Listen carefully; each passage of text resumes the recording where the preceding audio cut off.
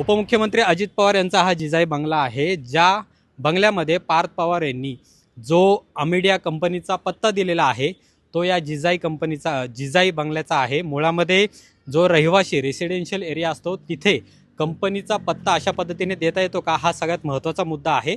त्याचबरोबर याच जिजाई बंगल्यातनं जो काही कर महानगरपालिकेला भरला जातो तो कमर्शियल भरलेला आहे का, हा सुद्धा प्रश्न उपस्थित झालेला आहे। आणि त्यामुळे अजित पवारांचा हा जो जिजाई बंगला आहे तो सुद्धा वादाच्या भोवऱ्यात अडकण्याची शक्यता आहे।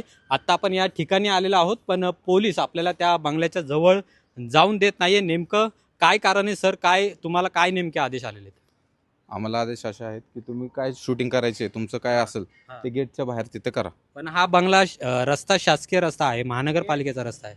हो बरोबर, शासकीय रस्ता आहे। आम्हाला आदेश तिथले आहेत, त्या गेटपासून तुम्हाला काय शूटिंग करायचे असेल ते तुम्ही तिथून करू शकता। तर तुम्हाला काय आदेश आलेले आहेत का, कुठले? माध्यमांना इथं येऊन द्यायचं नाही असं?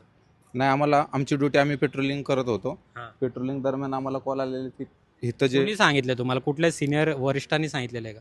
वरिष्ठांनी नाही सांगितलेलं, कोणी नाव सांगा त्यांचं? पोलीस स्टेशन मधनं फोन आलेला होता। कुठल्या पोलीस स्टेशनमधून? Chaturshringi police station. मुळामध्ये रहिवाशी ही सगळी जागा आहे आणि या रहिवाशा जागेमध्ये अशा पद्धतीने अमेडिया नावाची कंपनी उभारता येते का, हा सगळ्यात महत्त्वाचा प्रश्न आहे। आणि त्यामुळे आता महानगरपालिका यामध्ये काय कार्यवाही करते का, हे सुद्धा पाहणं महत्त्वाचं आहे।